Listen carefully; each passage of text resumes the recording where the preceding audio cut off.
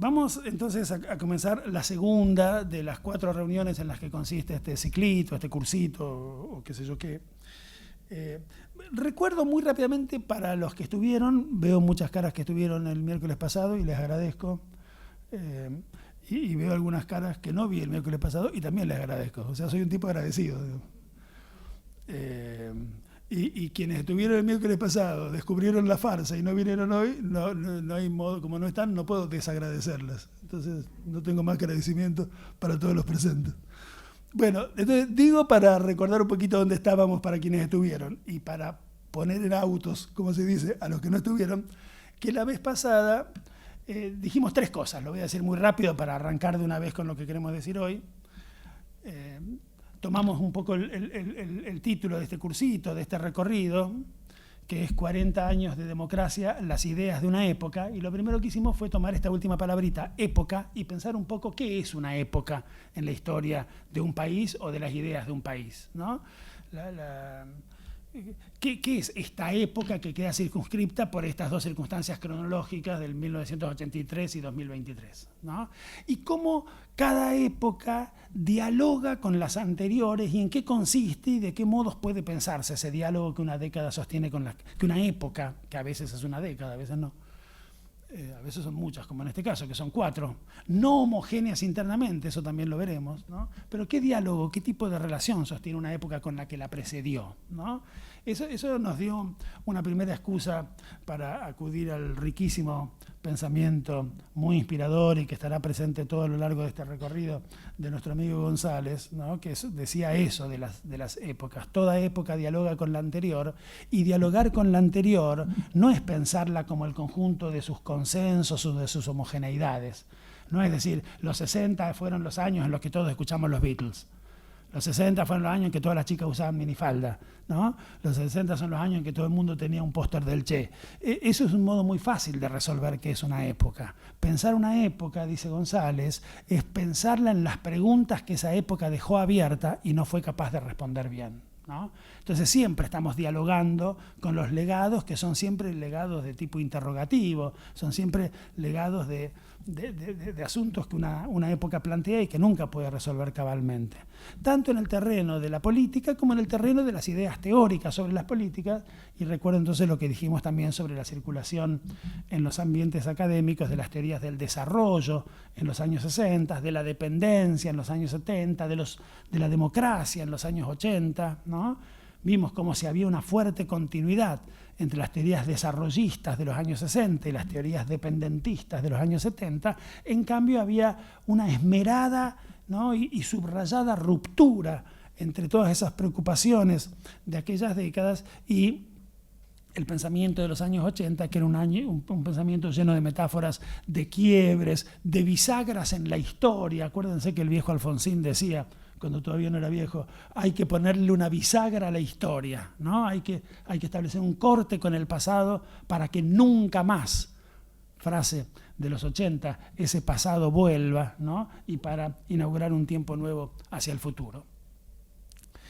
Lo segundo que hicimos la vez pasada fue detenernos un poquito en la palabra democracia, palabra fundamental de nuestro lenguaje político desde hace muchísimos siglos. Es una palabra de evidente origen griego, y lo que traté de decir la vez pasada es que es una palabra que inventaron los antiguos griegos no para hablar bien sobre ella, sino para hablar mal sobre ella. Los griegos pensaban mal de la democracia y en realidad Occidente pensó mal de la democracia durante más o menos 24 de los 25 siglos de militancia de esa palabra en nuestro lenguaje político.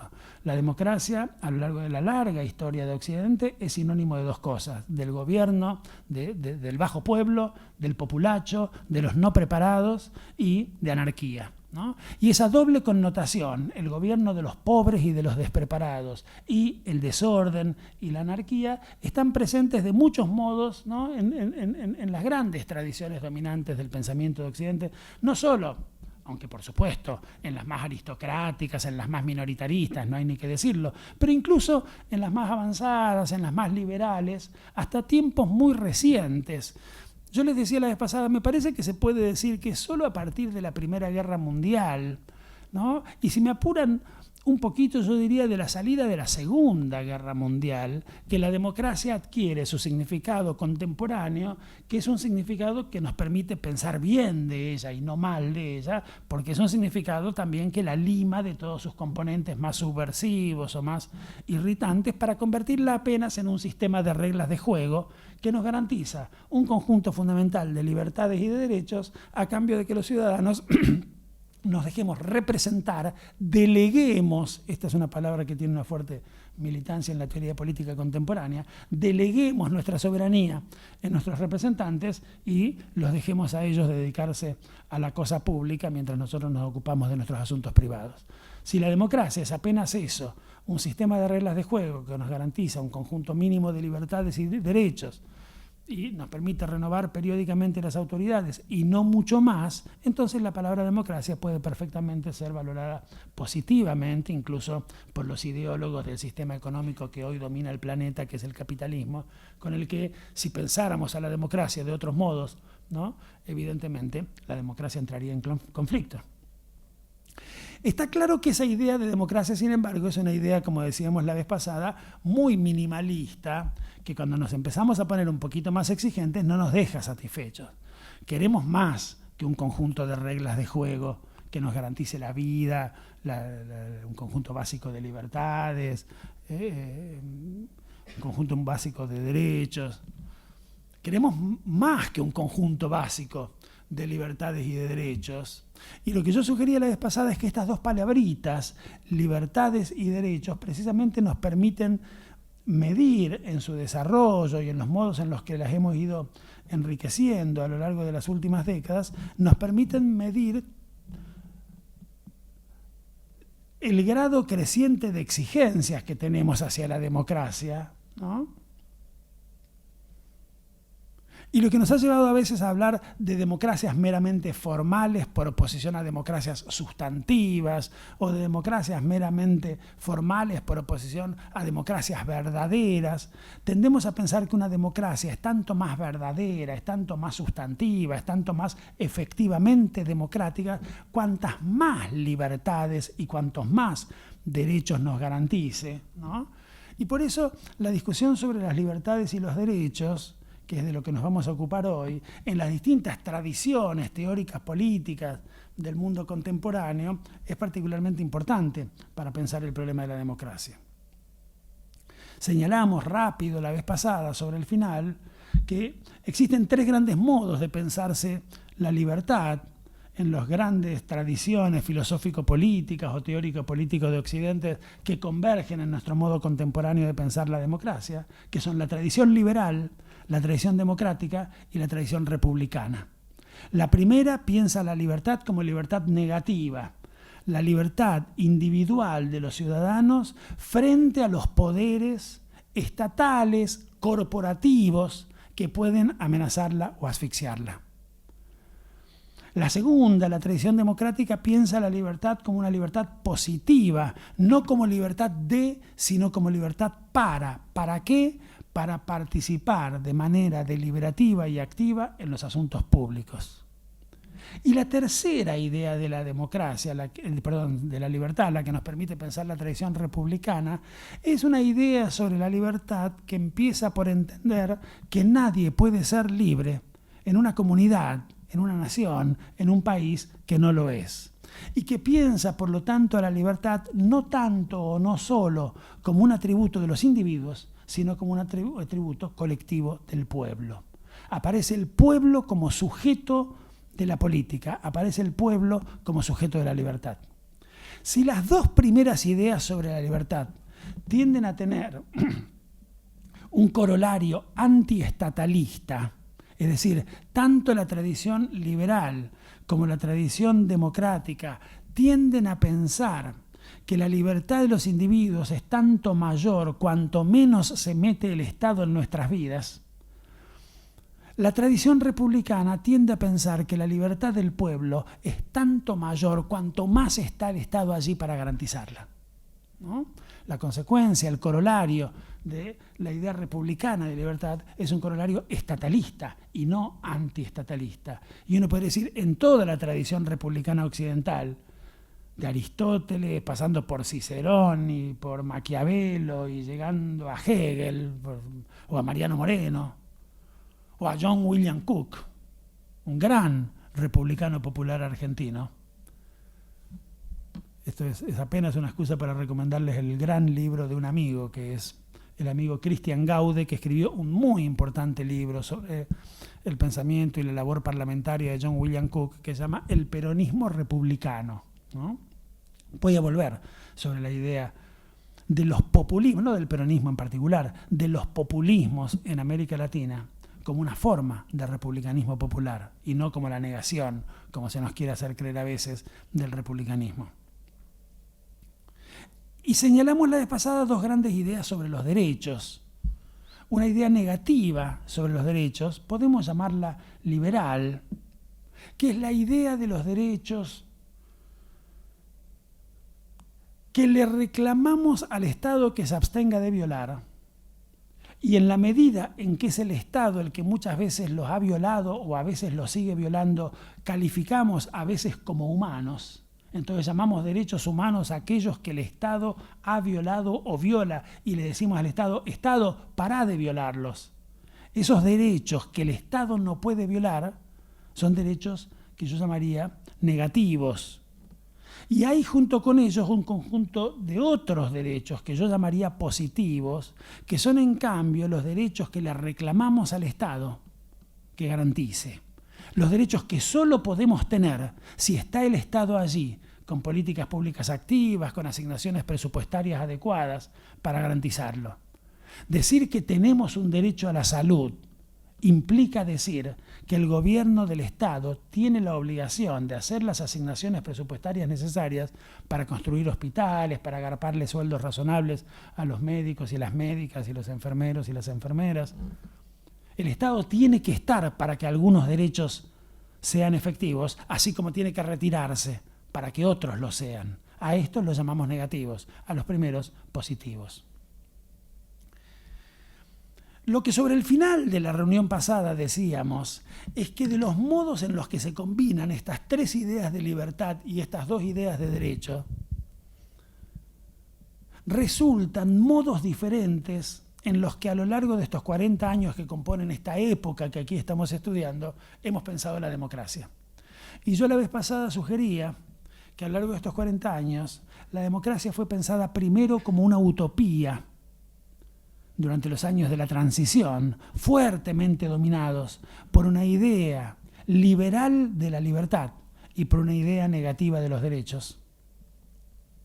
Después la democracia fue pensada como una rutina en los años neoliberales, igualmente gobernados por una idea liberal de la libertad y negativa de los derechos, pero pensados ahora ambos, tanto las libertades como los derechos, menos en clave política que en clave económica.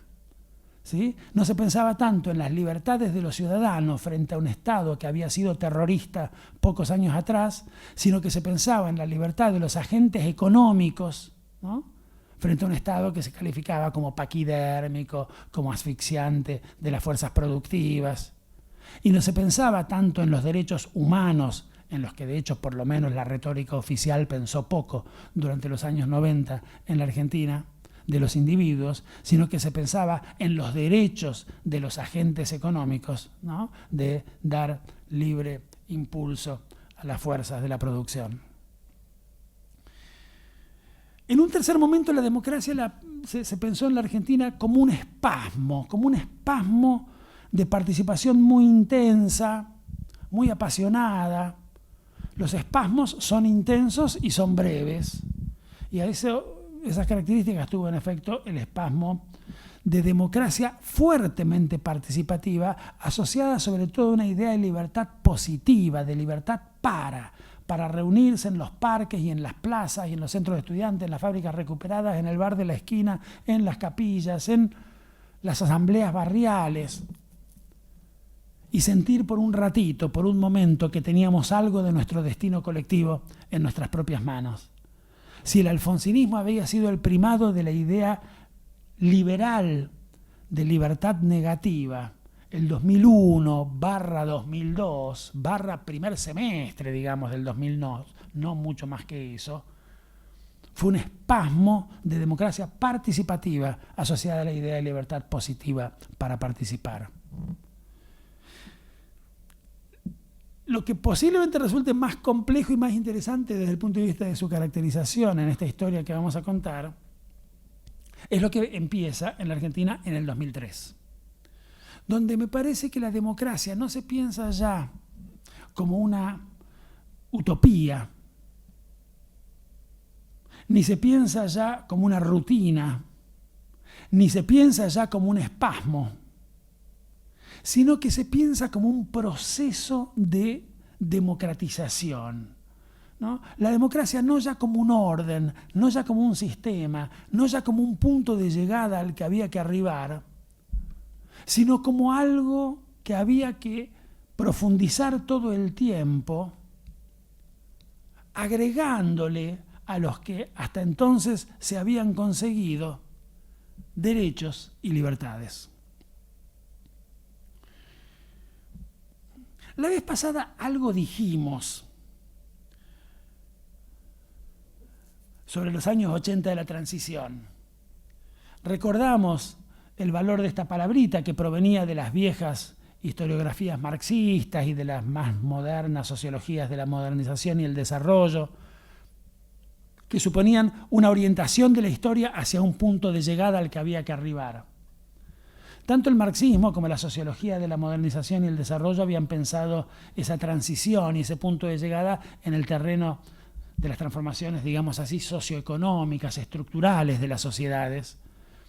Lo que hicieron en los años 80 fue traer esa vieja palabrita y politizarla, digamos así, sacarla del terreno de la discusión sobre las fuerzas productivas, sobre los modos de producción, sobre el feudalismo, el capitalismo, el socialismo, o el atraso, la modernidad, y ponerla más bien en el terreno de la discusión sobre instituciones políticas y sobre culturas políticas que tenían que ser cada vez más democráticas, hasta llegar al final a una cosa que se llamaba democracia y que estaba caracterizada por la fuerte vigencia de las libertades de los ciudadanos, de las que en el pasado esos mismos ciudadanos no habían podido disfrutar. La idea de democracia del alfonsinismo fue una idea decididamente liberal sobre la democracia, y eso es bastante razonable y además bastante recuperable después de una dictadura atroz que a esas libertades se las había llevado puestas a todas. Con todo, el alfonsinismo no dejó de sostener la idea de que es deseable para una democracia la existencia también de una libertad positiva para participar en los asuntos públicos, sobre todo en sus primeros años.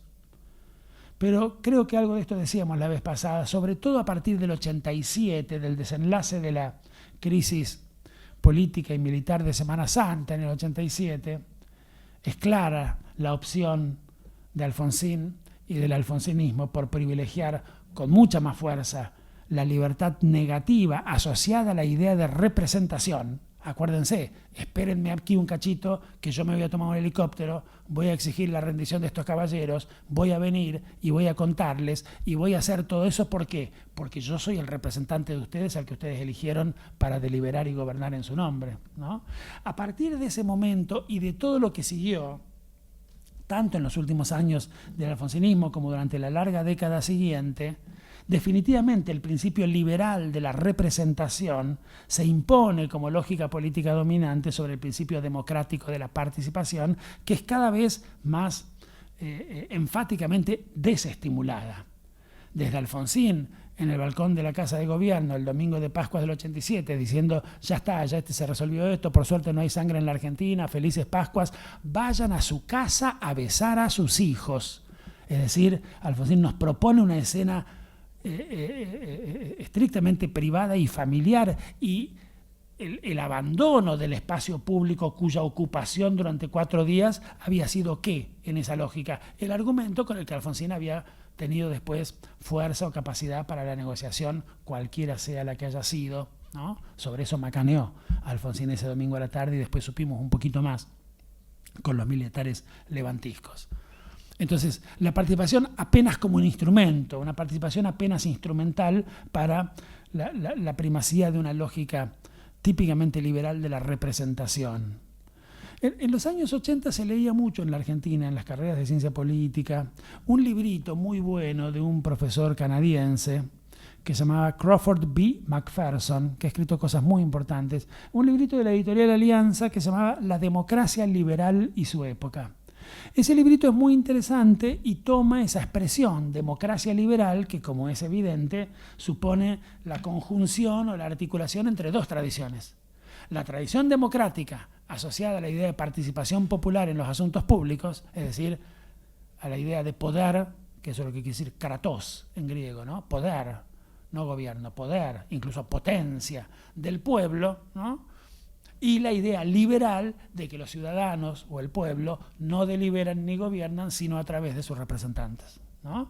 Entonces la democracia liberal supone una tensión en su misma estructura interna, supone el principio de la soberanía popular, pero al mismo tiempo limita ese principio a través de los mecanismos de la representación. McPherson, ese librito es precioso, hace muchos años que no lo releo, lo estudiábamos cuando éramos chicos, cuando éramos estudiantes en la universidad.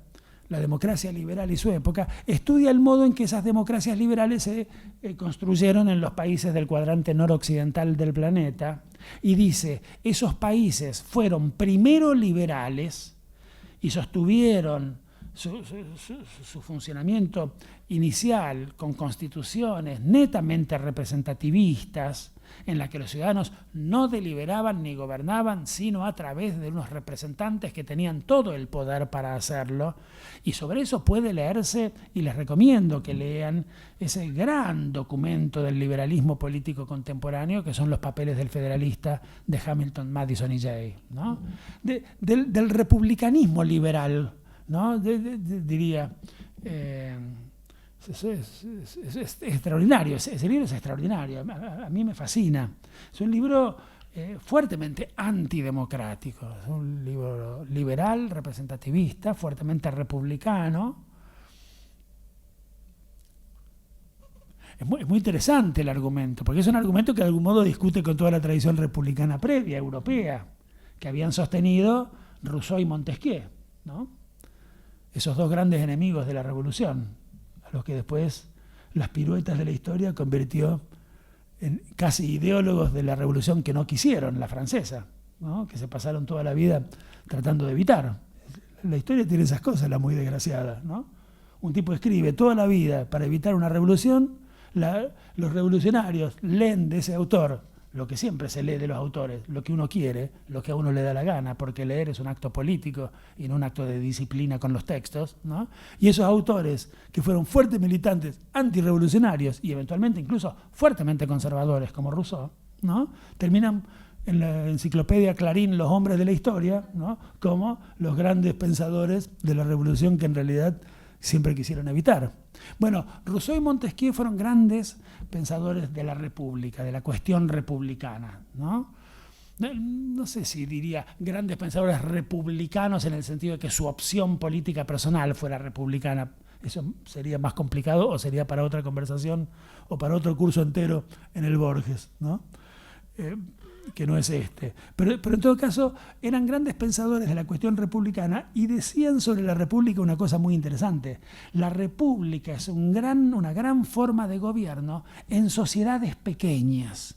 Tanto Rousseau como Montesquieu creen que la república es fenómena en Atenas, en Esparta, en Venecia, en Florencia, en Roma mientras Roma fue chiquita, pero que para las grandes unidades políticas nacionales, como las de su siglo, donde estaba Francia, donde estaba Prusia, donde estaba Inglaterra, donde estaba España, donde no había pequeñas repúblicas donde todo el mundo se conoce y donde por lo tanto prima la virtud, el gran tema de Montesquieu, ¿no? Sino donde las relaciones son más anónimas. Entonces la república no puede ser. La república es una forma de gobierno fenómeno, pero para los países chiquitos, decían al unísono los contemporáneos Rousseau y Montesquieu, ¿no? El gran desafío de Hamilton, Madison y Jay es construir una república en el país más grande que Occidente hubiera conocido hasta entonces, en un país de dimensiones continentales, en que los tipos dicen, ¿quieren ver si podemos construir una república enorme? La vamos a construir. Solo tenemos que, para eso, incorporar un principio que Rousseau repudiaba, que es el principio de la representación. dame representación y te hago una república grande, ¿no? El costo de esa república grande es que es una república donde el pueblo puede participar poquito, ¿no? Y todo el argumento de Hamilton, Madison y Jay es un argumento contra la participación popular. Es un argumento muy odiosamente elitista contra la participación popular. Y tiene un adversario, todo ese libro tiene un adversario, que algunas veces es mencionado de manera explícita, otras veces es elidido con mucha elegancia, porque los tres le tenían mucho respeto, porque era un prócer y porque era un enorme teórico y no se jodía con él. Pero está allí como el interlocutor y el adversario de los tres, que es Jefferson, que sí era un demócrata. Jefferson decía, cuando un representante tiene dudas, tiene que convocar al pueblo para que el pueblo le diga qué hacer. Y Hamilton, Madison y Jay dicen al unísono, ni loco, ¿cómo convocar al pueblo? Es peligrosísimo.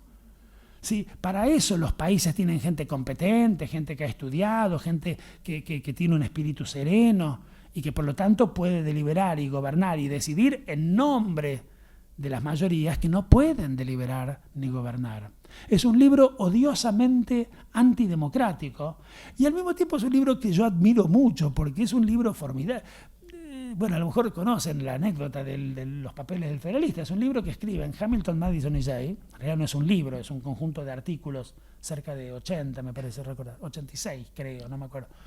Que son artículos que ellos escriben en diarios de gran tirada del estado de Nueva York, ¿no? Después de la Convención de Filadelfia, en la que los convencionales de todos los estados confederados en la vieja Confederación de Estados, ¿no?, de América del Norte, dicen, che, mucho mejor que ser una confederación de estados, cada uno de los cuales tiene su policía, tiene sus fuerzas armadas, tiene su aduana, tiene su cancillería, tiene su oficina de negocios con los ingleses, con los franceses y con los alemanes. Mucho mejor es ser un solo país y no ser ya un montón de estados confederados, sino unos Estados Unidos, ¿no? Una unión, como todavía hoy los norteamericanos llaman a su país, la unión, the union, ¿no? Una unión de estados preexistentes, pero que tenían que superar el estadio de una mera confederación para pasar a ser un país. Para eso, la Convención de Filadelfia, nos hemos cansado de ver películas los sábados a la tarde sobre la Convención de Filadelfia, algunas muy buenas, ¿no? La Convención de Filadelfia había hecho una propuesta de constitución, y puesto que todos los estados debían derogar su propia autonomía, ¿no?, su propia soberanía, para aceptar esa constitución y convertirse en partes de un nuevo país, era necesario que los ciudadanos de todos los países, de todos los estados, independientes hasta entonces, aceptaran la idea. Todos los ciudadanos de todos los estados confederados que se preparaban para ser unidos, dicen, sí, buenísimo, tenemos todo para ganar, formando un país más grande, que tenga un único ejército, que tenga una administración central, que tenga una única aduana, y no 15 o 20, no me acuerdo cuántos eran los estados entonces. Menos un estado, que no quería saber nada, ¿no?, que era el estado de Nueva York. Uno de los estados más antiguos, uno de los estados más aristocráticos, uno de los estados más elitistas, un estado que no creía que tuvieran nada que ganar juntándose con unos vaqueros, ¿no?, rústicos, impresentables, ¿no? Y entonces los neoyorquinos dicen, no, de ninguna manera, si nosotros estamos bien así. Y Hamilton, Madison y Jay dice, che, tenemos que convencerlo a esta manga de salames, ¿no? Y escriben 86, creo recordar, me puedo equivocar, creo que son 86 artículos buenísimos, que son juntos conforman un verdadero tratado de derecho constitucional, explicando las ventajas de la unión y las ventajas de la Constitución casi capítulo por capítulo, y eso era maravilla. Y lo cierto del asunto es que logran convencer a los ciudadanos de Nueva York, porque después cuando en Nueva York se vota, ¿no?, gana la afirmación de la unión, ¿no? Y gracias a eso la constitución del nuevo país que se forma con la aceptación de la constitución. Bueno, quiero decir, como gesto político es muy interesante los papeles del federalista. Desde el punto de vista de sus contenidos democráticos es bastante lamentable. El interesante era Jefferson, los que se llamaban los antifederalistas, ¿no? Y no estos federalistas antidemocráticos y antiparticipativistas, ¿no?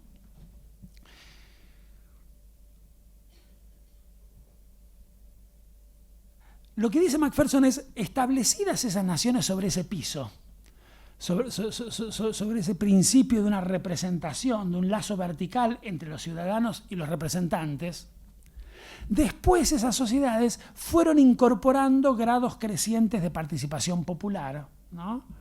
Establecido el principio, establecida la solidez del edificio, después se pudieron ir agregando. Y un buen día pudieron votar los negros, y otro buen día pudieron votar las mujeres, y otro buen día fue audible la voz de tal o cual actor, ¿no? Y un buen día los gobiernos de los estados pudieron someter a plebiscitos algunas decisiones de sus representantes, puesto que ya el poder de estos representantes no era cuestionado. Quiere decir, lo que dice Macpherson es, la democracia vino después, cuando el liberalismo estuvo establecido. Y los liberalismos democráticos fueron primero liberales y después democráticos. La relación entre los dos principios es, dice Macpherson, incrementalista. Bueno, yo tengo la impresión de que en la Argentina la cosa fue al revés. Yo tengo la impresión de que en la Argentina era tan pesado el desafío de construir una democracia liberal representativa que hubo que apelar a las fuerzas de la movilización popular. ¿Cuántas plazas llenó Alfonsín? ¿Cuántas veces nos convocó Alfonsín? ¿No? Convocaba mucho a la plaza, ¿no? Después el domingo a la tarde decía, bueno, vayan, ¿no? Pero mientras tanto nos convocó mucho, y eso es una metáfora. La Semana Santa es una metáfora. El jueves, vengan, el viernes, vengan, el sábado, vengan, el domingo, vayan, ya lo arreglé yo, ¿no? Eso es una metáfora de la transición. Es una metáfora de la lógica de la transición. La democracia, la participación popular en los asuntos públicos, ¿no? Como una fuerza necesaria para sostener un poder que recién principiaba, ¿no? y que tenía que sostenerse con fuerza para después poder prescindir de esa participación, que en efecto fue muy menor en los últimos años de Alfonsín y nada estimulada por el gobierno. Sí, por supuesto, hubo una fuerte participación de resistencia a muchas de las medidas económicas del gobierno, pero no hubo una participación animada desde el gobierno durante los años neoliberales del menemismo, ¿no? El menemismo, usando esta expresión en un sentido muy amplio, que ya dije la vez pasada, en realidad alude a una época que empieza un poquito antes y termina un poquito después, ¿no? Del gobierno de Carlos Menem. En todo caso, esa larga década neoliberal se sostiene sobre una misma idea de que la libertad es la libertad de los individuos, ¿no? Y que los derechos son los derechos de los individuos, y que el malo de la película, el enemigo de esa libertad y de esos derechos, es el Estado. Solo que ahora esas libertades, esos derechos y ese Estado eran pensados en la perspectiva de un pensamiento económico neoliberal más que de un pensamiento político liberal, ¿no? Fue mucho menos interesante o mucho más despolitizado, ¿no? El pensamiento del menemismo sobre estos asuntos que lo había sido el alfonsinismo. Y por lo tanto la democracia salió del centro de las discusiones, o si permaneció allí, permaneció, como anunciábamos, rutinizada, como una rutina, ¿no? Como una rutina que estaba bueno tener. ¿Cuántas veces se había dicho durante los años de la transición el problema de la Argentina es que no hay una rutina democrática, que no sabemos si dentro de 2 años volvemos a votar, que no sabemos cuándo viene el próximo golpe de Estado, ¿no? Y eso en los 90 uno podría decir, bueno, ahora sabemos, no viene el próximo golpe de Estado, dentro de 2 años vamos a votar, ¿no? Entonces la democracia como rutina desangelada, deserotizada, no entusiasmaba gran cosa en relación con todo lo que había entusiasmado en los 80, pero podía darse por sentada, y eso no era poco, en una década en que el pensamiento fue más bien hacia el lado de la economía que hacia el de la política y la participación.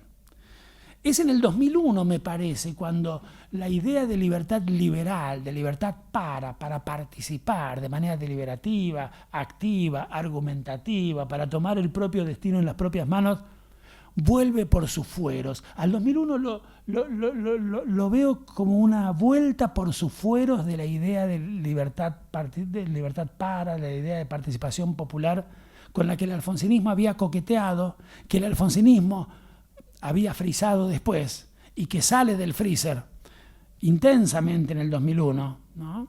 Con mucho entusiasmo, para reemplazar en las representaciones de muchos actores a la idea de democracia liberal o representativa, ¿no? A la que venía a impugnar. A la que venía a impugnar de modos sobre los que todavía hay mucho para pensar, se han escrito muchas cosas.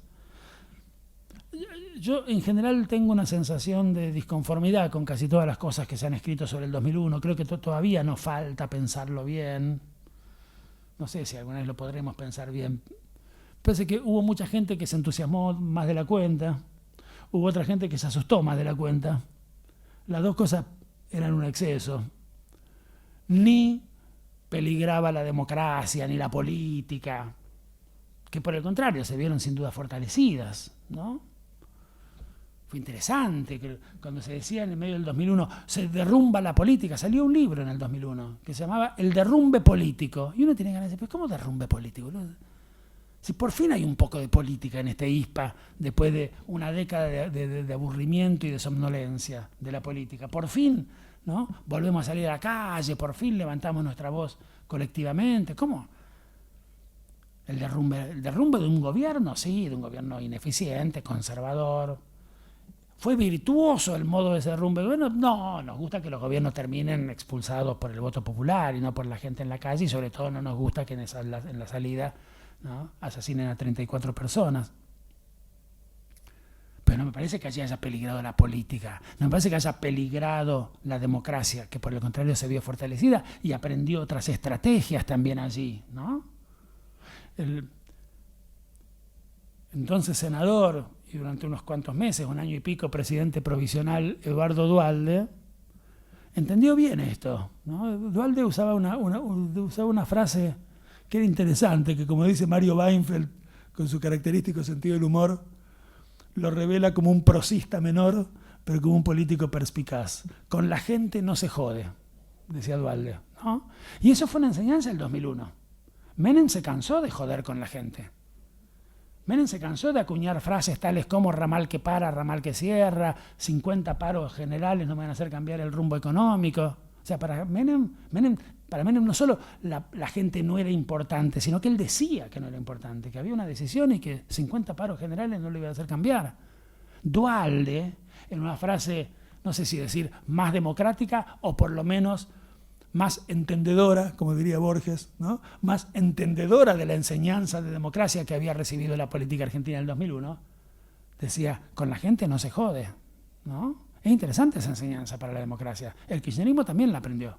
El kirchnerismo hizo política con un oído atento a la movilización del 2001, igual que hizo política con un oído atento a la demanda de orden del 2002. Es hijo del 2001 y del 2002 el kirchnerismo, y tenía que hacer política tensionado por esas dos necesidades, la de atender la demanda social y la de atender la demanda de orden, que también era una demanda social. Las sociedades, y no solamente sus sectores más recalcitrantes, reclaman orden y no pueden vivir en la anarquía y no quieren vivir en la anarquía, ¿no?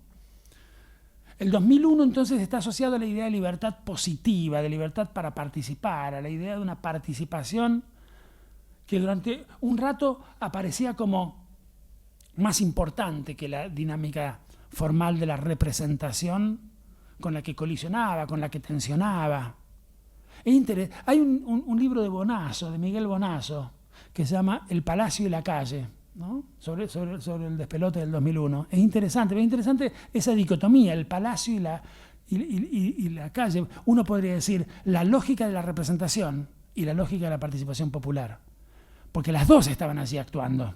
Y de hecho el modo en que se resuelve la crisis del 2001, desde el punto de vista político, institucional, ¿no?, es un modo que supone el triunfo decisivo de la lógica de la representación. Un presidente tras otro presidente tras otro presidente, hasta que pasa ¿qué cosa? Hasta que la Asamblea Legislativa se reúne, es decir, los representantes del pueblo se reúnen y deciden elegir al representante de los representantes del pueblo para que sea presidente de este país, ¿no? ¿Hicieron bien? Claro que hicieron bien. ¿Yo estuve contento? Claro que yo estuve contento. Estaba bien. Pero ahí no fue derrotada la lógica de la representación. Por el contrario, fue potenciada. Al mismo tiempo que en la calle había más participación que nunca, y la gente decidía en las esquinas de todas las ciudades del país, sobre todo la región central, ¿no? Al mismo tiempo, en el Palacio primaba la lógica de la representación. Y en la Asamblea Legislativa que eligió a Duhalde como presidente provisional, se escucharon frases como «debemos interpretar la voz del pueblo», ¿no? Esa es la frase de los representantes. El pueblo dice, no, mirá, no me interprete, estoy hablando, callate, déjame hablar, estoy hablando. No, vos no me tenés que interpretar. El representante es el que dice, tenemos que interpretar esto. Entonces había allí la disputa entre dos voces, la del pueblo, que anárquicamente, silvestremente, primaveralmente, despelotadamente se expresaba, y mucho, ¿no? Y la de los representantes que decían, tenemos que interpretar la voz esta, nos están pidiendo que el senador Duhalde sea presidente, que era lo que el pueblo había dicho expresamente que no, 2 años antes, porque había sido candidato a presidente Duhalde y le había ganado de la Rúa. No, Kennedy. De la Rúa, no, o sea, este pueblo no quería que Duhalde fuera presidente. Lo eligieron los representantes del pueblo. ¿Hicieron bien? Sí, sí. ¿No? Entonces, eso es interesante. Es interesante esa tensión entre la lógica representacionalista, digamos, del palacio versus la lógica participativista de la calle, ¿no? El kirchnerismo tuvo que nadar entre esos dos andariveles y eso me parece que es muy interesante para pensar.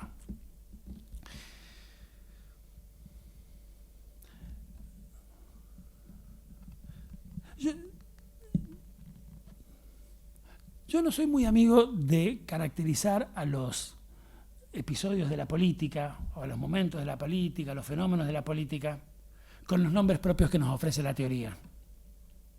A veces uno lo hace, y lo hace incluso usando un verbo fuerte, que es el verbo ser. Y dice cosas como, el alfonsinismo fue un liberalismo, ¿no? ¿Está bien esa frase? Sí, está bien, en el sentido de que yo creo que los valores que dominaron la retórica y el pensamiento alfonsinista son valores mayormente encarnados en la gran tradición liberal. Pero cuando uno usa el verbo ser, eso puede llevar a suponer que el liberalismo es una especie de arquetipo platónico que está en algún lugar, ¿no? Y que los fenómenos de la historia tienen la obligación de parecerse o de corresponder con ese arquetipo, de ser casi ejemplos en la historia, ¿no?, de lo que aprendemos en los manuales de teoría política, ¿no? El profesor está explicando el liberalismo político y un estudiante dice, profesor, un ejemplo, el alfonsinismo. No es tan fácil. La historia no es ejemplo de la teoría. La teoría nos sirve o no para pensar la historia. Y construye de modos que siempre suponen todo tipo de diálogos e imbricaciones y mezclas y combinaciones las cabezas de los actores. ¿Había liberalismo en Alfonsín? Mucho.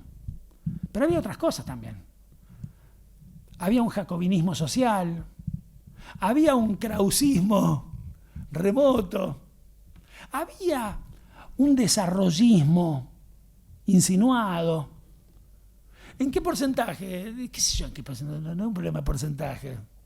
No es que era 70% liberal, 12% desarrollista, ¿no? Pero me gusta pensar las identidades más que como ejemplos de arquetipos que las precederían, como nudos o articulaciones complejas de tradiciones, de familias, de pensamientos, de teorías. Y ahí no trabajar más de la cuenta de profesores de filosofía política, ¿no?, que es un vicio que tenemos los profesores de filosofía política. Suponemos que los presidentes de la nación tienen la obligación de saber qué cosa es el liberalismo, el jacobinismo, los tipos hacen política. Somos nosotros después los que, más o menos impotentes, vamos con nuestra pobre categoría para tratar de descular esos fenómenos, ¿no?, que no tienen por qué adecuarse a esas categorías.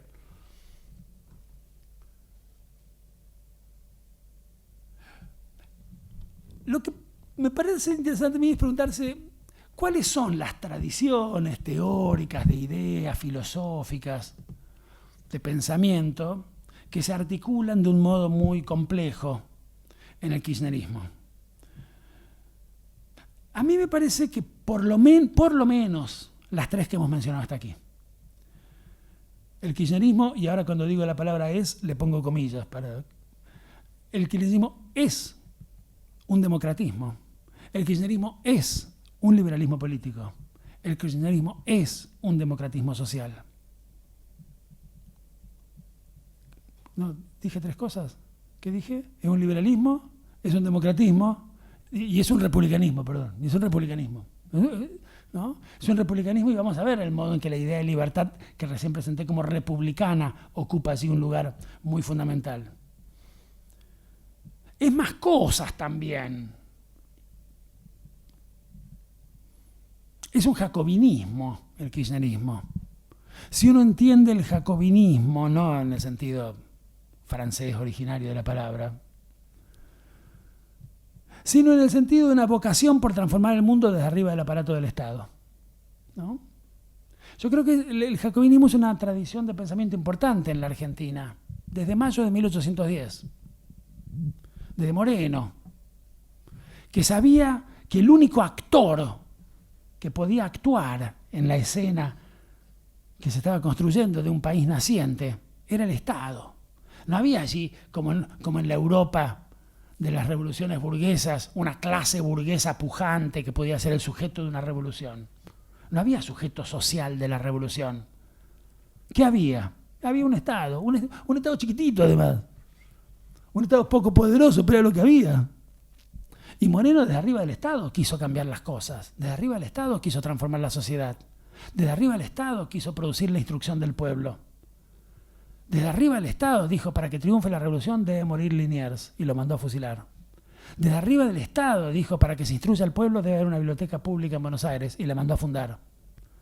El Estado como actor, no la burguesía construyéndose su Estado, sino casi les diría al revés, el Estado construyendo las propias clases sociales que debían continuar la faena de la revolución, ¿no?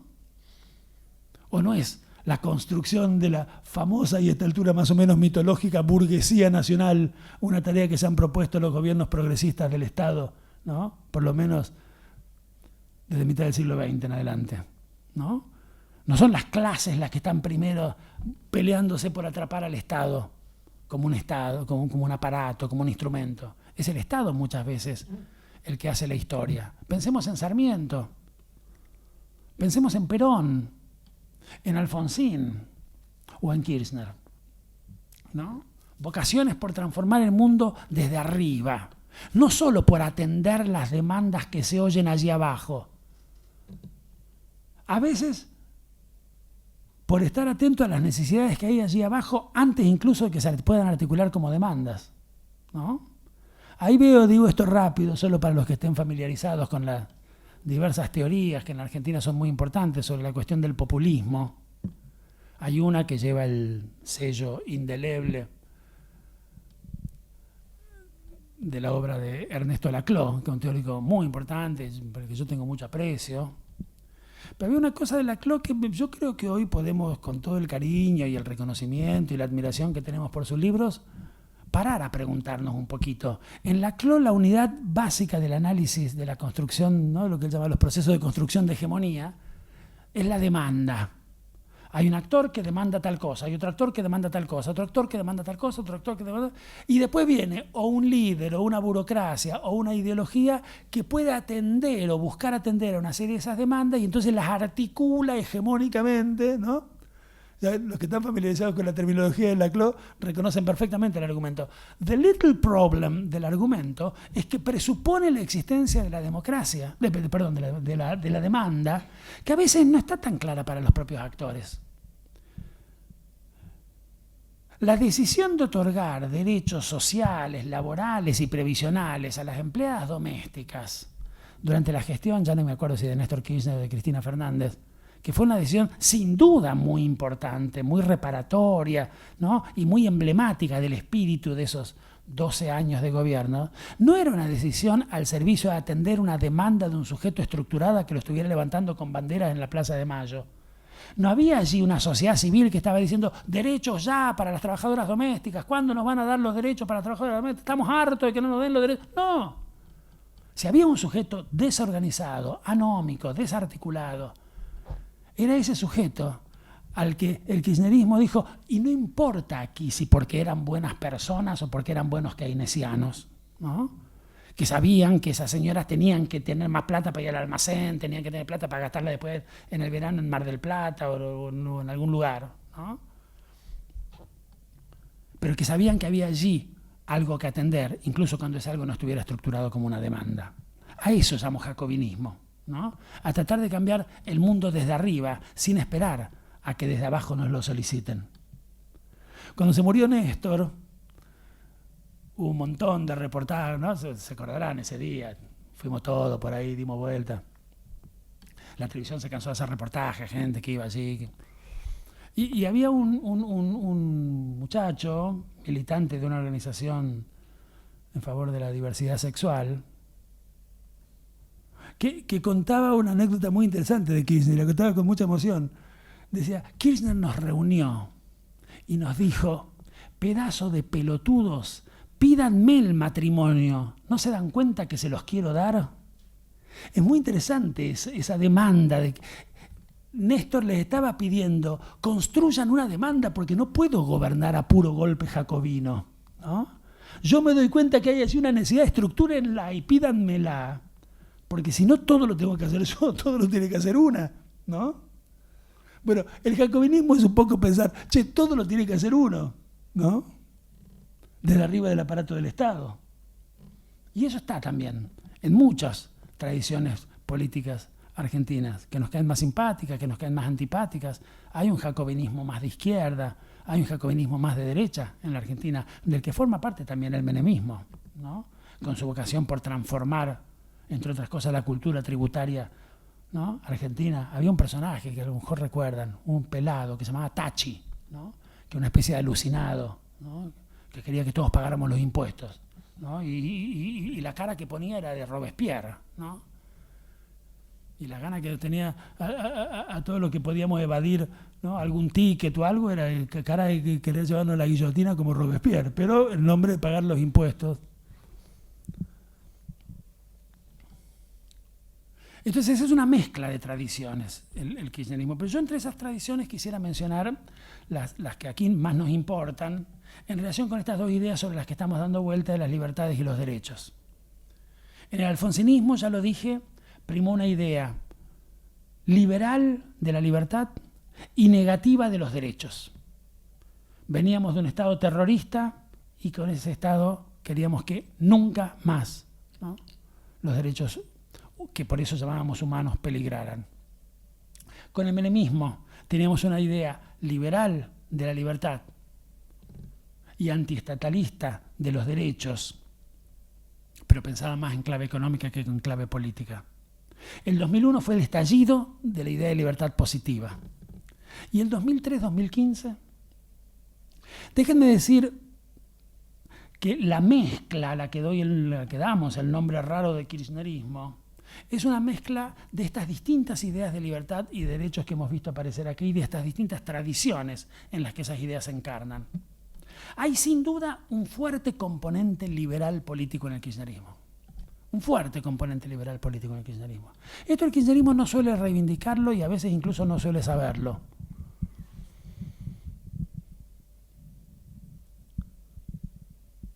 Un querido compañero que a esta hora debe estar asumiendo como jefe de gabinete y con el que hemos compartido varias mesas redondas hablando de cosas como esta, porque además muy gracioso, dijo, estoy podrido de que Rinesi diga que nosotros somos liberales, si nosotros somos peronistas, ¿no? En efecto, pero yo creo que el kirchnerismo, que es un peronismo, es también, o hereda también de la gran tradición liberal, un fuerte componente de valoración de la libertad negativa, de la libertad de los individuos frente a las amenazas de la represión estatal, de la libertad de los individuos frente a las amenazas de la represión corporativa. Fue durante el kirchnerismo y no bajo ningún gobierno de los que se dio a sí mismo el título de liberal o que fue galardonado por ese título por los diarios que se consideran a sí mismos liberales en la Argentina, que se eliminó la figura de las calumnias y las injurias del mapa de las posibilidades de censura estatal a la más irrestricta libertad de prensa que este país haya conocido en 200 años de historia, durante esos años. Fue durante el gobierno populista de 2003 a 2015 que el gobierno le pidió a las fuerzas de seguridad que garantizaran el orden en los actos públicos de protesta sin llevar armas en sus cartucheras. Y había que leer los diarios, los editoriales de los diarios llamados liberales de la Argentina, preguntándose cuándo le iban a devolver las armas a esos caballeros, que así ya no se podía vivir más. Tuvo un fuerte componente liberal el kirchnerismo. Yo diría que algunas de las medidas que hoy nos resultan más recuperables, más reivindicables e incluso más emocionantes pertenecen a la gran tradición liberal y diría y a ninguna otra. La eliminación de la figura de las calumnias y las injurias no pertenece a la gran tradición populista latinoamericana. Pertenece a la gran tradición liberal latinoamericana. Conceptualmente. Los gobiernos después liberales no lo hicieron, ¿no? El kirchnerismo lo hizo. Fue mejor liberalismo que muchos liberalismos.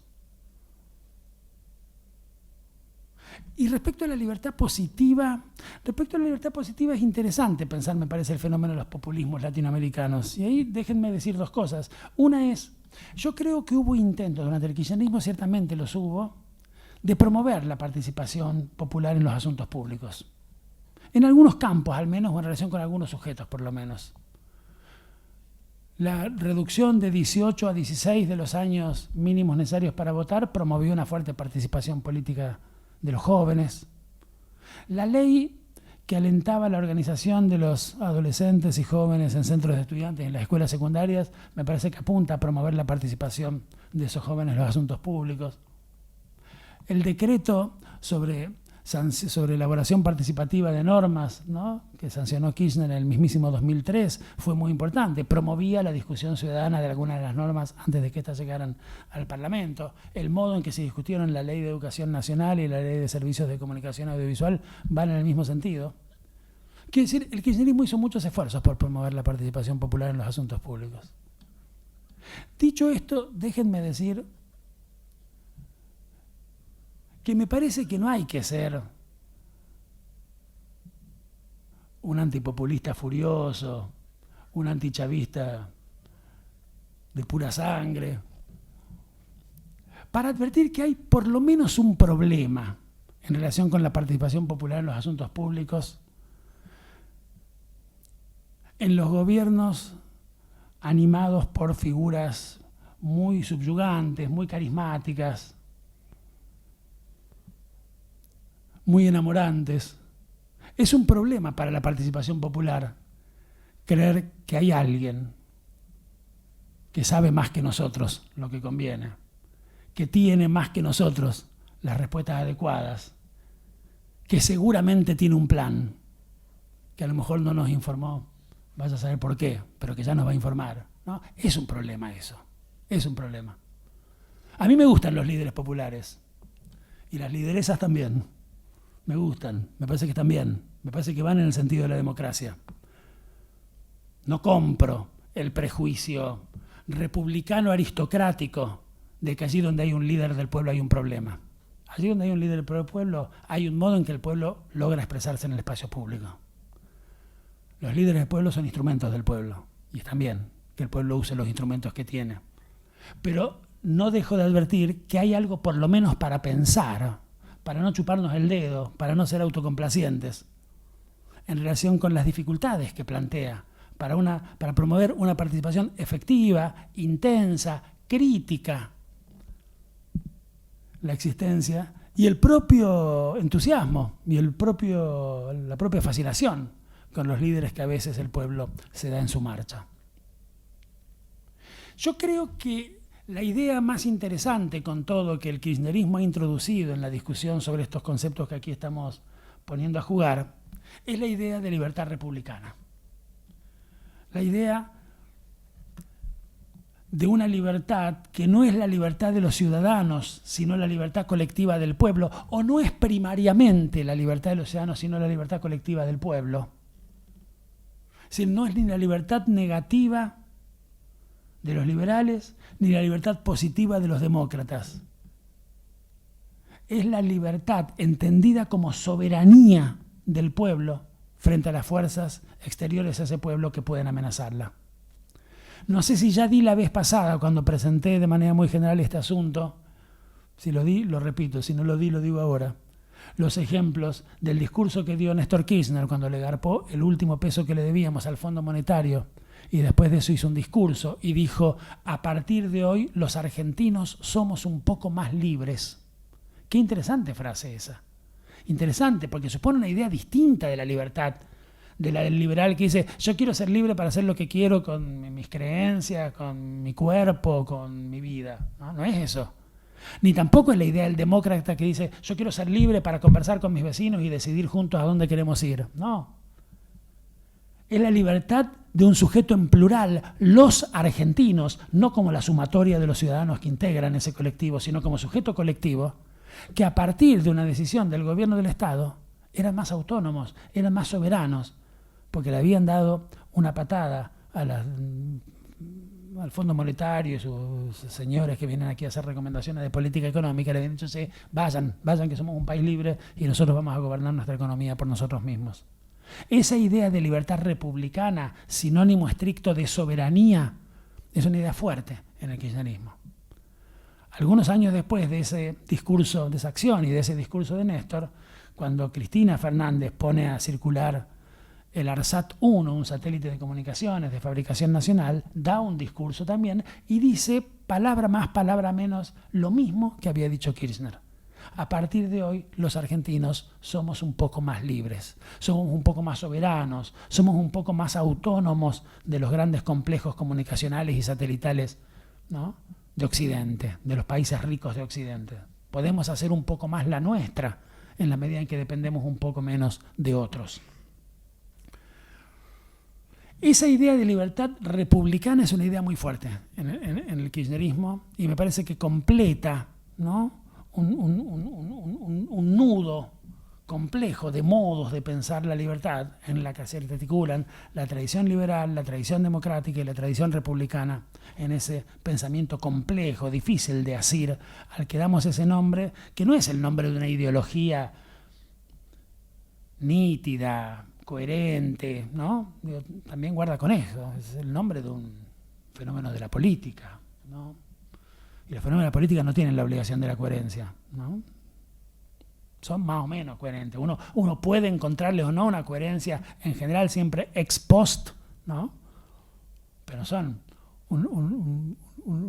el resultado de una aplicación de unos principios, de una doctrina con exclusión de otras. Son más bien el resultado de estas articulaciones que estamos aquí señalando. Y me parece que el kirchnerismo, esto que acabo de decir en relación con la cuestión de las libertades, en relación con la cuestión de los derechos, me parece que en el kirchnerismo se articula una idea típicamente liberal de derechos, y sobre todo derechos humanos, de los que llamé hace un ratito, negativos, ¿no? Parece que después del alfonsinismo, el kirchnerismo retoma las grandes banderas de los derechos humanos en el sentido más clásicamente ochentista, digamos, ¿no? Reabre los juicios y todo lo demás que ya sabemos.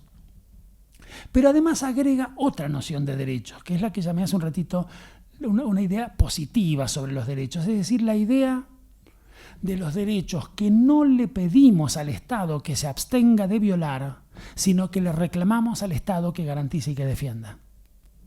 Esa idea sobre los derechos que yo llamo aquí positiva, y que, por supuesto, si quisiéramos hablar un rato más largo, pero no tenemos un rato más largo, estoy anunciando como asuntos para seguir pensando, uno podría dentro de esos derechos distinguir entre algunos derechos cuyos titulares o cuyos sujetos son los individuos, los ciudadanos, y otros derechos cuyos titulares o cuyos sujetos es el pueblo en su conjunto. Y podría incluso identificar algunos derechos cuyos titulares o sujetos son al mismo tiempo los individuos y el pueblo. Ejemplo, el derecho a la educación, ¿no?, que es un derecho del individuo y un derecho del pueblo. El derecho específicamente a la universidad, establecido como un derecho humano universal por la legislación positiva durante los años a los que aquí estamos haciendo referencia, al final de esos años, en el 2015, recogiendo inspiración de la importante declaración del IESALC de la UNESCO del año 2008, que dice la educación superior, la más tradicionalmente elitista de las educaciones, es un derecho humano universal. ¿De quién? De los individuos, sin duda, que tienen que tener derecho a hacer estudios superiores si se les da la gana. No es obligación que se les dé la gana, hay cosas mucho más interesantes que hacer estudios superiores, por supuesto. Yo diría que hacer estudios superiores es un buen plan B para una vida en la que ha fallado todo lo verdaderamente interesante. Pero el que quiera tiene que tener el derecho, y no, muchos jóvenes no lo tienen por todo tipo de razones. Pero además, el derecho a la educación superior y a la educación general es un derecho colectivo del pueblo, que entre otras cosas, garpando sus impuestos, sostiene esas instituciones y que tiene que tener el derecho a que las universidades produzcan para ellos los profesionales que ese pueblo necesita, los conocimientos que ese pueblo necesita, las intervenciones que ese pueblo necesita. Es interesante la idea del pueblo, sujeto colectivo de derechos que escapa a las tradiciones jurídicas más establecidas en la Argentina, que tiene una matriz individualista liberal y que piensa por lo tanto al individuo, al ciudadano, como sujetos de derecho, ¿no? Es interesante y nos lleva a complejizar nuestra idea sobre los derechos. ¿Qué es garantizar el derecho a la educación superior? ¿Levantar una facultad de derecho en cada barrio en que haya muchos jóvenes que quieren ser abogados? ¿O pensar qué profesionales necesita este país, el pueblo de este país, aunque no sean los profesionales que de manera inmediata demandan ser? Y de nuevo el problema de las demandas, ¿no? Los sujetos, porque estamos pensando en otros sujetos de derecho, que no es el individuo que toca la puerta de la universidad porque quiere ser determinada cosa, sino el pueblo que necesita a lo mejor otras cosas también, ¿no? Es un problemón el de los derechos, es un enorme problema. Es un enorme problema el de los derechos. Es mucho más complicado, más complejo, más difícil de asir y de pensar que el problema de las libertades. Y sobre todo es un enorme problema este derecho, este tipo de derechos que aquí estoy presentando como derechos positivos, por oposición a los derechos negativos, que está más claro cuáles son. Son los derechos que el Estado, sus fuerzas represivas, o lo que fuera, pueden violar, asfixiar, negar. Pero ¿cuáles son los derechos positivos? ¿Qué decimos cuando decimos yo tengo derecho a? ¿No? Derechos positivos son esos que nosotros reivindicamos diciendo yo tengo derecho a. Yo tengo derecho a ir a la universidad. Yo tengo el derecho a comer 2 veces por día. Yo tengo derecho a casarme con quien me dé la gana. Es supuesto que la otra persona quiere casarse conmigo, por supuesto. Yo tengo derecho a, ¿no?, a lo que fuera. Esos derechos son los derechos que llamamos positivos. Y es interesante el modo en que reivindicamos esos derechos positivos, porque en general, cuando decimos yo tengo derecho a tal cosa, es porque de hecho no tenemos derecho a tal cosa. Quiero decir, nadie que de hecho puede comer 2 veces por día anda dando puñetazos en la mesa diciendo yo tengo derecho a comer 2 veces por día, por la simple razón de que de hecho tiene derecho a comer 2 veces por día. Nadie que de hecho tiene derecho a ir a la universidad anda levantando el dedo índice y diciendo yo tengo derecho a ir a la universidad, porque de hecho tiene derecho a ir a la universidad. En general, el que golpea la mesa y dice yo tengo derecho a comer 2 veces por día o a ir a la universidad o a elegir a mis representantes o a lo que sea, es el que de hecho no tiene ese derecho. El que no come 2 veces por día, el que no llega a la universidad, el que por la razón que sea no puede elegir a sus representantes, dice yo tengo derecho. ¿Qué dice el que dice yo tengo derecho a? En realidad dice 3 cosas. Lo primero que dice es yo no tengo derecho a. Y entonces hay algo problemático en la misma enunciación. El que dice yo tengo derecho a comer 2 veces por día, dice yo de hecho no tengo derecho a comer 2 veces por día.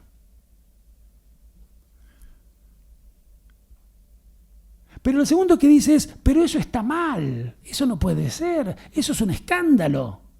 ¿Por qué yo no tengo derecho a comer 2 veces por día si mi vecino tiene derecho a comer 2 veces por día? ¿Por qué yo no tengo derecho a ir a la universidad si aquel salame tiene derecho a ir a la universidad y es igual que yo? La idea de derecho es inseparable de la idea de escándalo. Y me gustaría reivindicar esa idea de escándalo no como una categoría moral de la indignación bien pensante, sino como una categoría política, como un modo en que se nos evidencia la injusticia de la desigualdad de quienes deberían ser iguales, de quienes de hecho son iguales, iguales en capacidades, iguales en dignidad, iguales en derechos formales, pero desiguales en la posibilidad efectiva de realizarlos. Y entonces eso nos causa escándalo, nos causa indignación. No hay derecho. Es linda esa expresión. Una vieja revista de la Facultad de Derecho de la UBA, que hacían jóvenes discípulos del viejo Carlos Nino en su momento, en los años 80, se llamaba así, no hay derecho. No hay derecho a que ese tenga el derecho que yo no tengo. Y lo tercero que dice el que dice yo tengo derecho a, al mismo tiempo que dice yo de hecho no tengo derecho a, Segundo, pero está mal, es un escándalo, no hay derecho a que yo no tenga ese derecho. Tercero, alguien debería hacer algo al respecto. Y ese alguien es el Estado. El Estado está allí para garantizar con políticas públicas activas que los derechos que decimos tener los tengamos. Que los derechos sean derechos, es decir, posibilidades ciertas y efectivas para todo el mundo y no privilegios de algunos sí y de otros no. La diferencia entre el privilegio y el derecho es que el privilegio es por definición particular, mientras que el derecho es por definición universal. Como el mundo es injusto, como la sociedad es desigual, el Estado tiene que estar allí para garantizar la igualdad de derechos que de otros modos no se realizaría. ¿No? Entonces, la idea de derecho positiva, la idea de los derechos que no le pedimos al Estado que no nos viole, sino que le pedimos al Estado que garantice y que defienda, a diferencia de la idea de derecho negativo, tiene consecuencias, tiene corolarios estatalistas. El que quiere que haya muchos derechos tiene que defender un Estado que los garantice. Y tiene que defender que ese Estado le cobre impuestos a los ciudadanos para garantizar ese derecho, ¿no? Y tiene que reclamar que le cobre impuestos a los ciudadanos ricos, no a los ciudadanos pobres, para con la guita que le saca a los ciudadanos ricos poder financiar los derechos que de otro modo no tendrían los pobres. Es necesario para que haya derechos, que haya un sistema tributario progresivo. Pero es necesario que haya Estado, quiero decir. Igual que la idea de libertad republicana, a diferencia de la idea de libertad liberal, y de la idea de libertad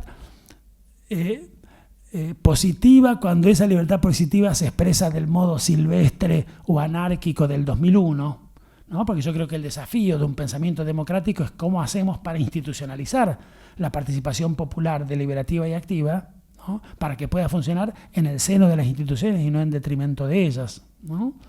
Pero la libertad republicana reclama un Estado fuerte y activo. Es porque el gobierno del Estado tomó la decisión de pagarle al Fondo Monetario. Es porque el gobierno del Estado tomó la decisión de financiar la construcción de un satélite y gastar un montón de plata en ponerlo a circular. Se podría no haber hecho. Había gente que decía, no, ¿para qué hacer eso si los satélites se pueden comprar en el mercado? ¿No? Esa es una discusión fundamental en la Argentina.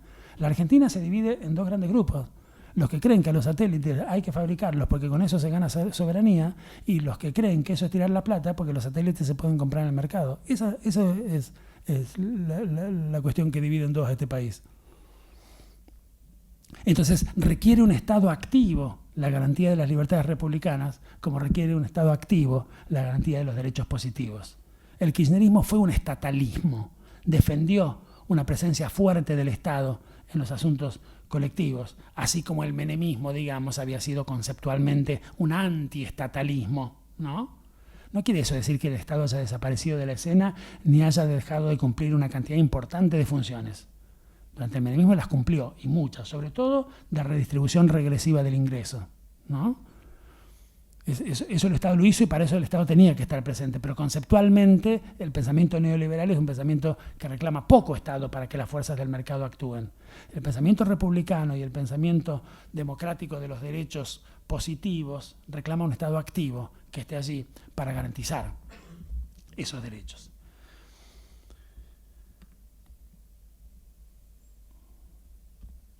A mí me gustaría terminar hoy sugiriendo que este conjunto de ideas, la de una libertad negativa, la de una libertad positiva que no se realiza sin problemas, la de una libertad republicana, la de unos derechos en general y derechos humanos en particular negativos, y la de unos derechos en general y derechos humanos en particular, porque a estos también se los califica como humanos, ¿no?, que reclaman una participación fuerte del Estado para realizarse.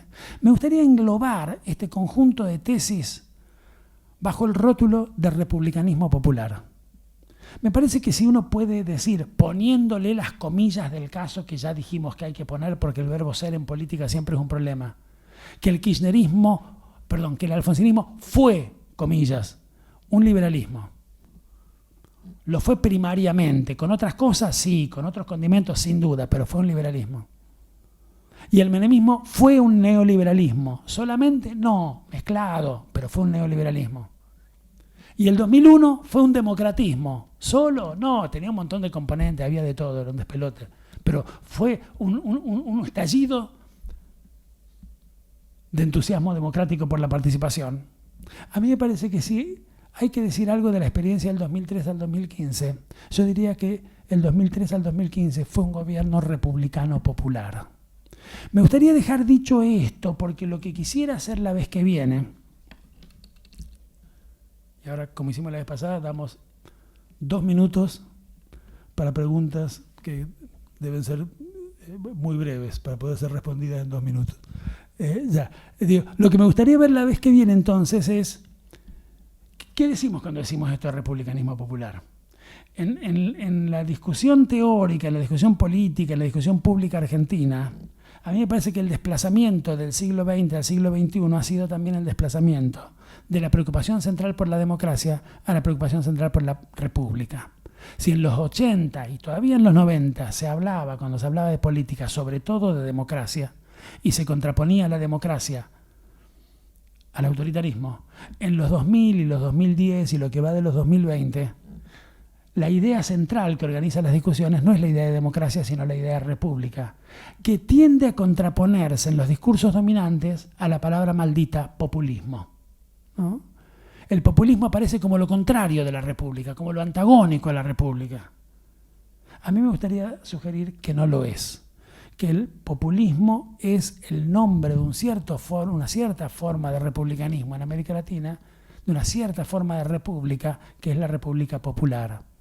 La tradición republicana en Occidente no es una única tradición, sino que articula por lo menos 2 subtradiciones fuertes. La de una república aristocrática, una república elitista, cuyos ejemplos clásicos son Esparta entre los griegos o Venecia en el Renacimiento, y la de una república popular o democrática, cuyo ejemplo clásico es Atenas entre los griegos, era un despelote Atenas, o Florencia en el Renacimiento, era un despelote. Lo voy a decir con Maquiavelo, era tumultuosa, ¿no?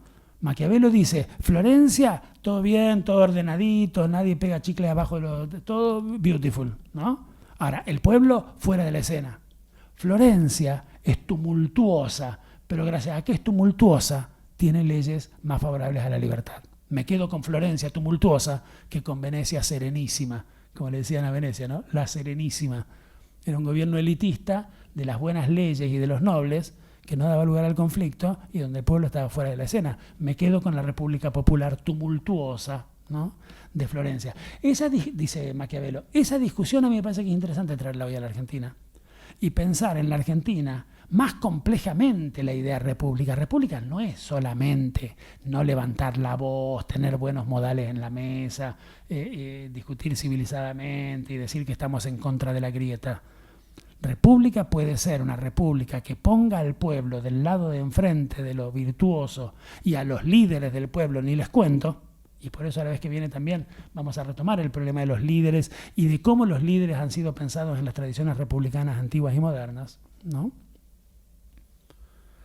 El atentado contra Cristina Fernández en la Argentina reactualiza una discusión que es muy antigua en Occidente, ¿no?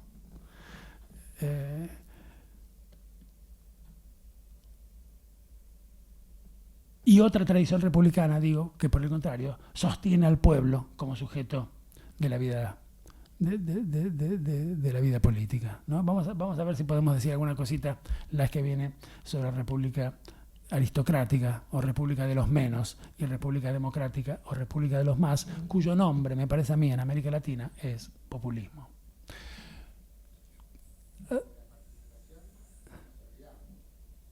¿En qué sentido?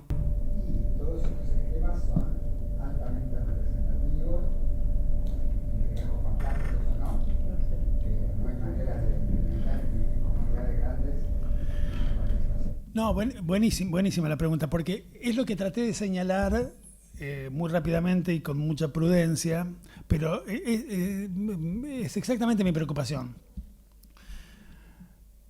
Me parece que hay un modo de neutralización o de subordinación de la participación popular atrás de la lógica de la representación y más institucionalista, pero también hay una forma de negación o de subordinación de la participación abajo de los liderazgos más carismáticos y más subyugantes. Son dos formas, ¿no?, de subordinación de la participación popular que a mí me preocupa.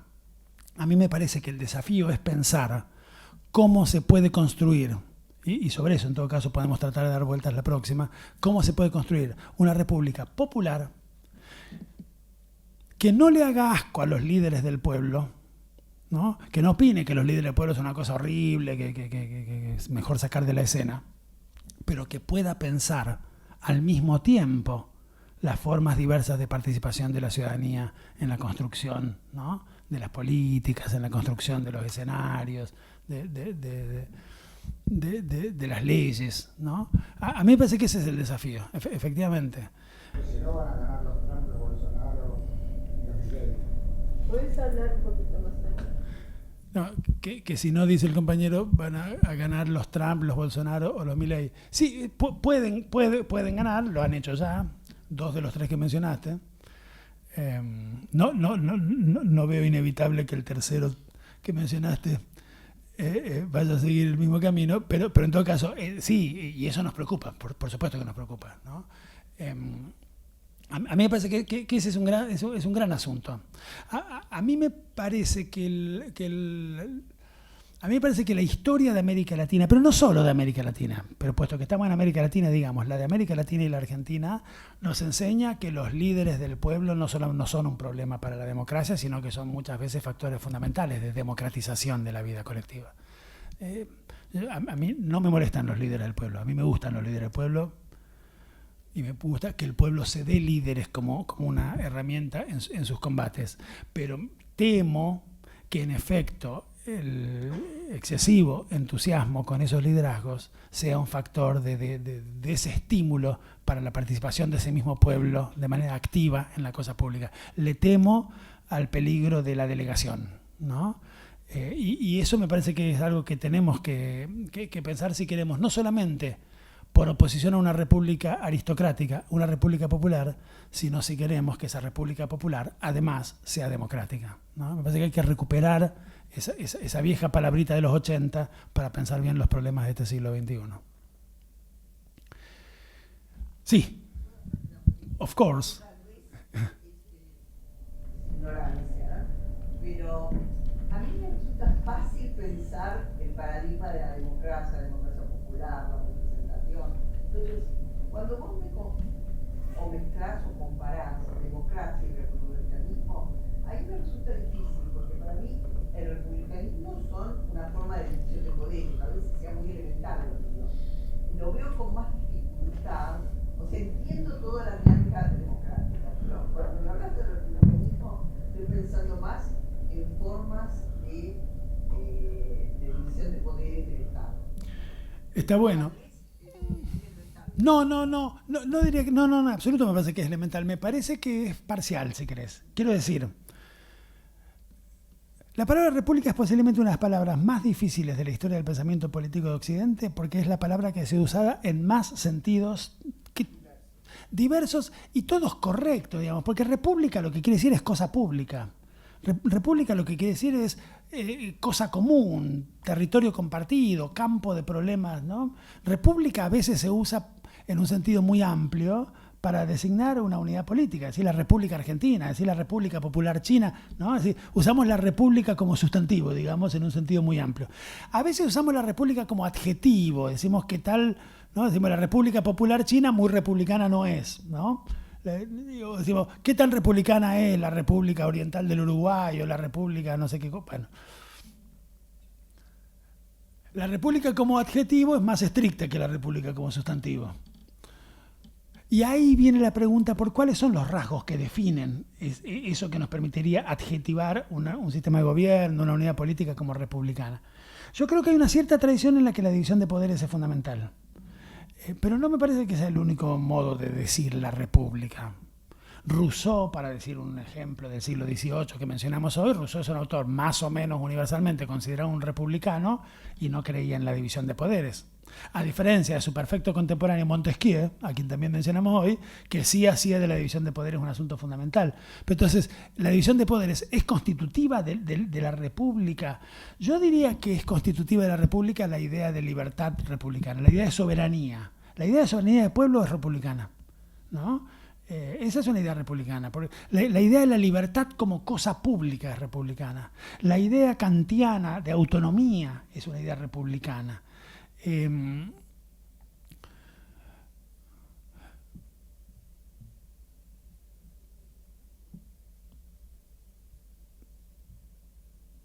No pensaría la diferencia entre la República y lo que no lo es en términos solamente de funcionamiento de los órganos de gobierno de un, ¿no? Porque me parece que eso se queda chico.